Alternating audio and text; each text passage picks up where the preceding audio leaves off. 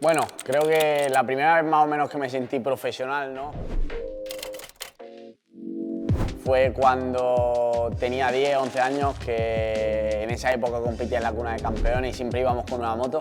Y bueno, fue un día que me caí. Cuando llegué a la carpa, digamos, teníamos otra moto listas para salir, ¿no? Que eso no era lo más normal en esa época, entonces ahí fue cuando nos sentimos un poco por primera vez profesionales.